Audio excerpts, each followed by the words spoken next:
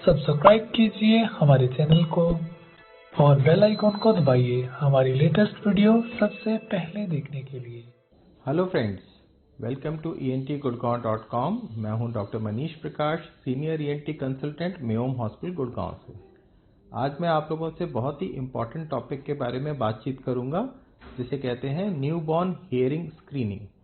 Newborn hearing screening का मतलब होता है नवजात शिशु की सुनाई की जांच। आप लोगों को जान के ये हैरानी होगी कि हमारे देश में तकरीबन हर 1000 में से 3 बच्चे बहरे पैदा होते हैं, जिसकी वजह से उनकी सुनाई की शक्ति ना होने की वजह से उनके बोलने की शक्ति और दिमाग के डेवलपमेंट पे बुरा असर पड़ता है।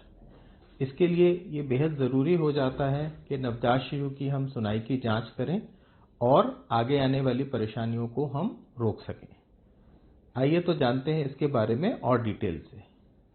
जो नवजात शिशु होता है, जब वो माँ के कोख में होता है तो उसकी सुनाई का जो सिस्टम होता है वो बनना शुरू हो जाता है तकरीबन 4 हफ्ते से, और 18 हफ्ते तक ये अंदर कान का जो स्ट्रक्चर होता है, मिडिल ईयर, इनर ईयर, काफ़ी हद तक बन चुका होता है। जब हम देखते हैं 6 महीने की उम्र तक, जब बच्चा पेट में 6 महीने के बराबर होता है, उसकी सुनने की शक्ति बहुत अच्छी हो चुकी होती है, और 9 महीने की उम्र तक जब बच्चा पैदा होता है तो उसकी सुनाई की शक्ति बिल्कुल नॉर्मल अडल्ट के बराबर होती है। तो जो हमारे माइथोलॉजी में बताते हैं कि अभिमन्यु ने पेट में ही सुन लिया था कि चक्रव्यूह को कैसे तोड़ना है, तो इस बात में सच्चाई है कि बच्चा जब माँ के पेट में होता है तो 6 महीने की प्रेगनेंसी में ही बच्चे की सुनाई बहुत अच्छी हो जाती है, और माँ की कही जाने वाली बातें भी बच्चे को सुनाई देती हैं। जैसे जैसे बच्चा बड़ा होता है उसकी जो सुनाई की शक्ति होती है अच्छी होती रहती है। इसके साथ साथ जो हमारे बोलने का सेंटर होता है वो सुनाई के सेंटर से बहुत क्लोजली रिलेटेड होता है। जब बात बच्चा सुनता है या जब आवाज़ें बच्चे के कान में जाती हैं तो बच्चे का स्पीच सेंटर भी एक्टिवेट होता है, और जो हमारे हायर ब्रेन सेंटर होते हैं वो बोलने के सेंटर को एक्टिवेट करते हैं, जिससे बच्चा बोलना शुरू कर पाता है। आइए तो जानते हैं न्यूबॉर्न हियरिंग स्क्रीनिंग के बारे में और डिटेल से। कुछ बच्चे हियरिंग लॉस के रिस्क पे होते हैं, जैसे कि जो बच्चे प्रीमेच्योर होते हैं, जिनका बर्थ वेट बहुत कम होता है, जिनको पीलिया हो जाए, जैसे जॉन्डिस जिसे कहते हैं, या जिनके माँ को कोई अगर बीमारी चल रही हो, जैसे कि ब्लड प्रेशर की बीमारी जिसे एक्लेम्सिया कहते हैं, या डायबिटीज़ की बीमारी जिसे गेस्टेशनल डायबिटीज़ कहते हैं, या कभी कोई माँ ने गलती से कोई सेवन कर लिया हो किसी ऐसी दवाई का जो बच्चे पे गलत असर डाल सकती है। ऐसे बच्चे हाई रिस्क कैटेगरी में आते हैं, और ऐसे बच्चों को हियरिंग लॉस होने का चांस बहुत हाई होता है।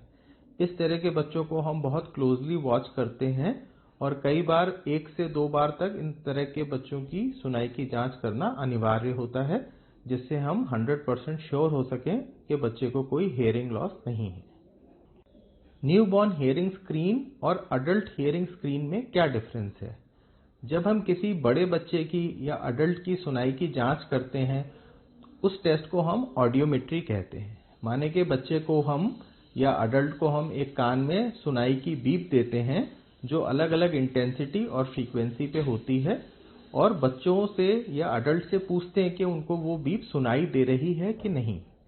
जब वो बताते हैं हमें ये बीप को सुनाई दे रही है, तो हम उस हिसाब से एक ग्राफ की चार्टिंग करते हैं जिसको कहते हैं ऑडियोग्राम।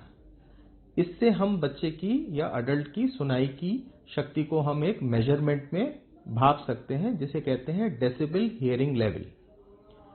जो छोटे बच्चे होते हैं, जो नवजात होते हैं, 3 साल की उम्र से कम होते हैं, उन बच्चों में ये टेस्ट लागू नहीं होता, क्योंकि वो हमें रिलायबल तौर पे नहीं बता पाते हैं कि बच्चे को सुनाई दे रहा है या नहीं दे रहा है। इसके लिए हमें, जब हम इनको साउंड देते हैं तो इनके कान के अंदर कॉक्लिया में जो वेव्स बनती हैं या ब्रेन में जो वेव्स बनती हैं, उन वेव्स को हमको रिकॉर्ड करना पड़ता है, और अगर इनकी रिकॉर्डिंग सही आए तो इसका माने होता है कि बच्चे का सुनाई का सिस्टम ठीक तरीके से काम कर रहा है। सबसे सिंपल टेस्ट जिससे बच्चे की हियरिंग को जांचा जा सकता है, इसको कहते हैं OAE, माने के ऑटो अकाउस्टिक एमिशन टेस्टिंग। ये बहुत ही सिंपल और बहुत ही जल्दी से करा जाने वाला टेस्ट है, जिसमें हम नर्सरी में या एनआईसीयू में छोटे बच्चों को 5 मिनट के अंदर उनकी हियरिंग को हम चेक कर सकते हैं। इसमें एक स्पेशल पोर्टेबल मशीन होती है, जिसमें एक माइक्रोफोन होता है जो बच्चे के कान में लगाते हैं, और एक रिसीवर होता है जो बच्चे के कान में से वापस आने वाली साउंड को रिकॉर्ड करता है। ये वापस आने वाली साउंड बच्चे के कॉक्लिया में आउटर हेयर सेल्स से टकरा के वापस आती है, और अगर ये आवाज वापस आ रही है तो हम बच्चे की रिपोर्ट को पास कहते हैं, माने कि बच्चे की हियरिंग ठीक है। इसको हम राइट कान में और लेफ्ट कान में अलग अलग टाइम पे चेक कर सकते हैं, और दोनों की रिपोर्ट में हम पास पास दे सकते हैं। और अगर ये साउंड वापस नहीं आती है तो उस रिपोर्ट को हम रेफर कहते हैं। रेफर माने कि हमें हायर टेस्टिंग करने की जरूरत है सुनाई की शक्ति को और अच्छे से समझने के लिए।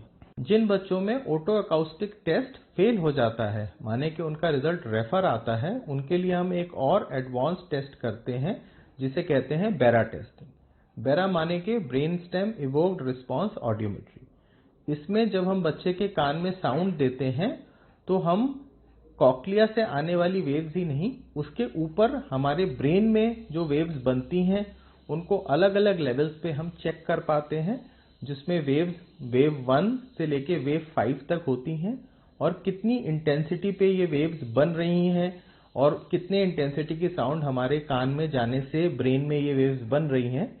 ये पैरामीटर के जरिए हम बच्चे की हियरिंग को बखूबी जांच सकते हैं।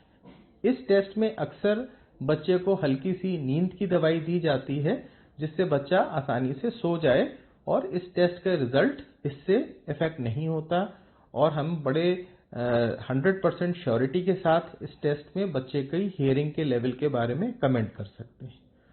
कुछ बच्चे जो प्री मैच्योर होते हैं, अगर उनमें ये टेस्ट नॉर्मल नहीं आता है तो कुछ महीनों के बाद जब ब्रेन और ज्यादा मैच्योर हो गया हो, इस टेस्ट को रिपीट किया जा सकता है, जिससे हियरिंग का असेसमेंट हम ज्यादा अच्छे से कर सकें। ये टेस्ट करने से बच्चे को कोई भी तकलीफ या बच्चे के दिमाग पे कोई भी नेगेटिव असर नहीं पड़ता है। जो उनमें नींद की दवाई दी जाती है वो बहुत ही माइल्ड एंटी एलर्जिक दवाई या हल्की सी नींद की दवाई के जैसे होती है, उससे बच्चा नेचुरल स्लीप में चला जाता है। इसमें जनरली कोई भी एनेस्थीसिया या ऐसी कोई दवाई जिससे बच्चे के डेवलपमेंट पे नेगेटिव असर पड़ेगा देने की जरूरत नहीं पड़ती है। Thank you.